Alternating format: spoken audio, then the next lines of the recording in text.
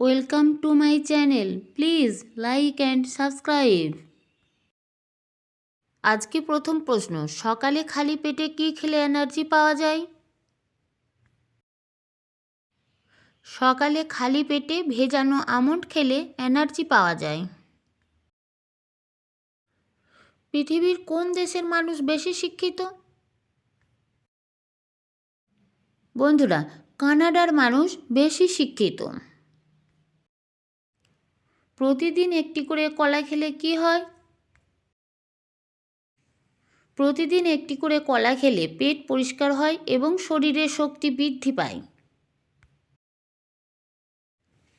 কোন মাছ বেশি খেলে ক্যান্সার হওয়ার সম্ভাবনা থাকে? তেলাপিয়া মাছ বেশি খেলে ক্যান্সার হওয়ার সম্ভাবনা থাকে। কোন পাখিকে ভালোবাসার প্রতীক বলা হয়?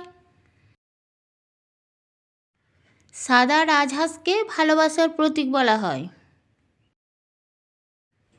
শীতকালে রাতে রুটি খেলে কোন রোগ ভালো হয়ে যায়?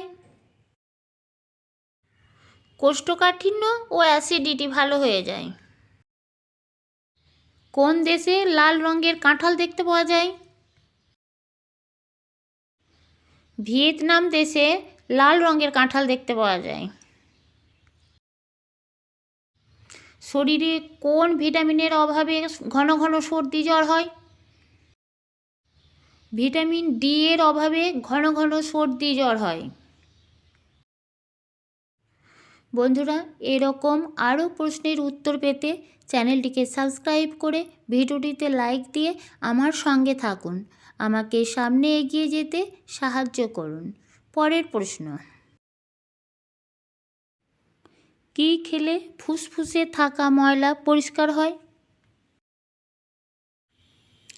লেবু খেলে ফুসফুসে জমে থাকা ময়লা পরিষ্কার হয়। শীতকালে নিয়মিত কী খেলে শরীরে কোনো রোগ হয় না? মাছ, মাংস, ডিম, দুধ নিয়মিত খেলে কোনো রোগ হয় না, তবে পরিমাণ মতো খেতে হবে। অতিরিক্ত কোনো জিনিস খাওয়া ভালো নয়। চায়ের সাথে প্রতিদিন বিস্কিট খেলে কি হয়?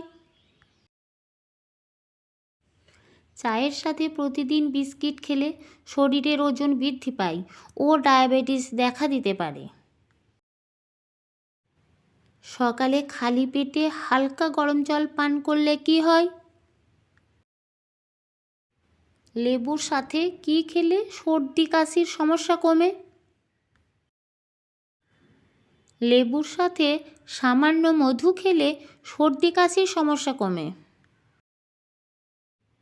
নিয়মিত চীনাবাদাম খেলে কোন রোগটি ভালো হয়ে যায়? হৃদরোগ। Thank you.